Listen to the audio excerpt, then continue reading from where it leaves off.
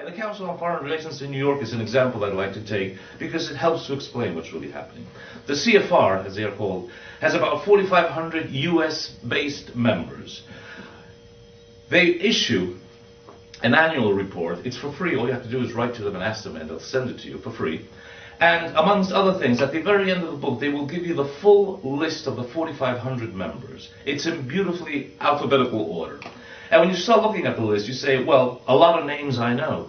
Bill Clinton, Alan Greenspan, George H.W. Bush, Dick Cheney, Paul Wolfowitz, Robert Gates, the defense minister, George Soros, Henry Kissinger, Zbigniew Brzezinski, Charles Prince, William Rhodes, and Robert Rubin of Citicorp fame, David Rockefeller, Maurice Greenberg of AIG, Madeleine Albright, Stanley Fischer and Ann Kruger, who used to be with the IMF, Susan Rice and Condoleezza Rice, one is a Democrat, the other one is a Republican, Timothy Geithner, we know them all. Henry Paulson, James Wolfenson, Lawrence Summers, Paul Volcker, former governor of the Federal Reserve Bank. However, most of those 4,500 people, at least in Argentina, we haven't a clue who they are. But I took the trouble, and a lot of people have, of trying to find out who are these people. And when you look at who are these people, you find that you have the key decision makers and the key people running the 500 largest corporations in America, the Fortune 500, the major banks, the ones who actually receive your dollars and they give it back, maybe, the major multilateral organizations like the IMF, the World Bank, and other such organizations, and the people running them, Stanley Fischer, Ann Kruger, Robert Zoellick at the World Bank, the Federal Reserve Board in the United States, which is running the US dollar, the major universities as far as economic and political science are concerned, Yale, Princeton, Harvard, Chicago, MIT, and so forth.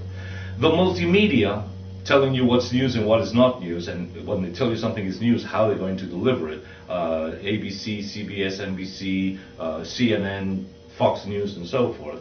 And very important, the key job posts in government, in the federal government, in the state governments, Congress, and so forth.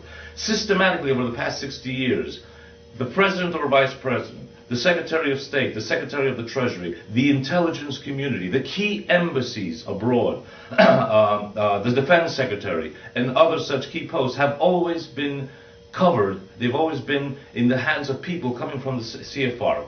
It doesn't matter whether they're Republicans or Democrats.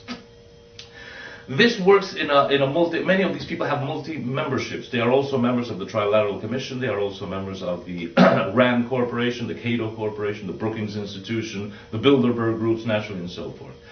If I were to describe to you the wheel of power in this world, I think you would agree that we could take, say, 6 spikes of power, which are the ones I just mentioned: corporate America, financial institutions, multilateral agencies running the system as a whole, Ivy League universities, the multimedia, and government.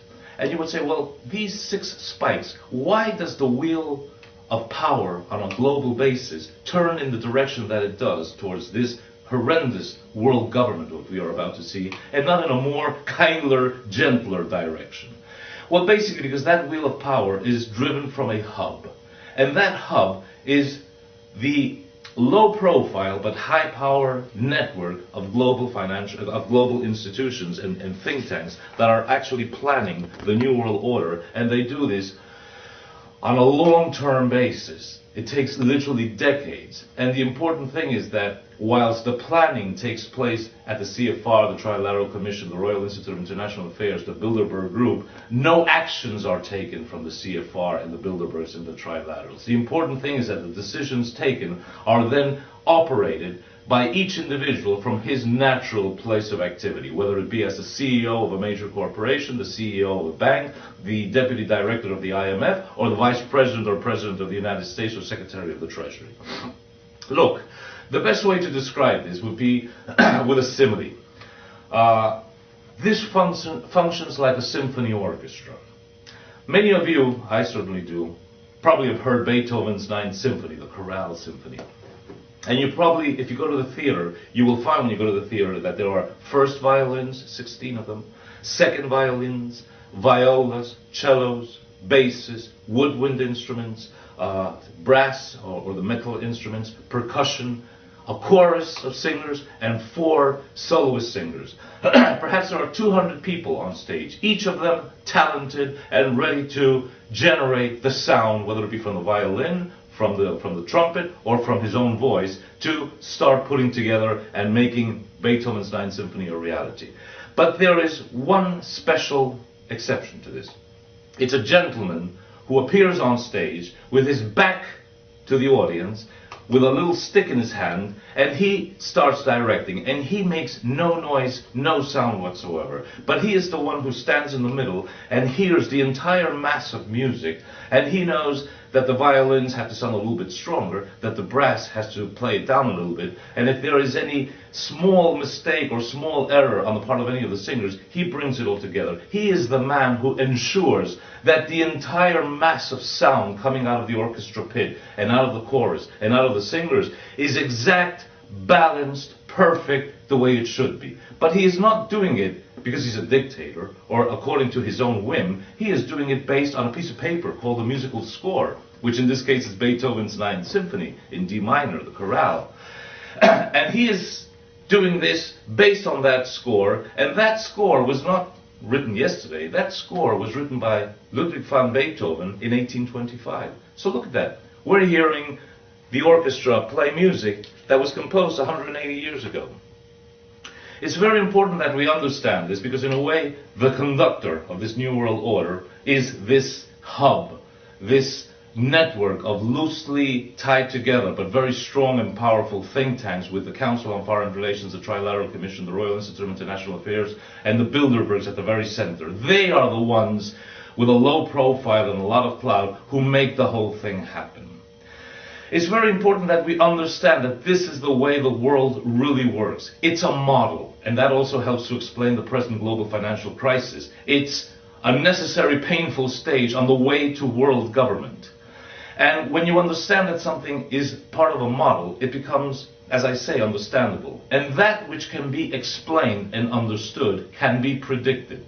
So, for example, going back to the example of Beethoven, if I'm sitting in the theater listening to the second movement of Beethoven's Ninth Symphony, I already know that there's a third movement on the way and that there is a fourth movement on the way. And if I know my Beethoven, I will know exactly how they sound. So I can predict what will be happening in the next 40 or 50 minutes. The second movement and then the wonderful third movement. And the chorus will be silent in the third movement, but it will start singing about 1/3 the way down the fourth movement. It is predictable, but you have to know your Beethoven. You have to know your music, and you have to know what it's all about.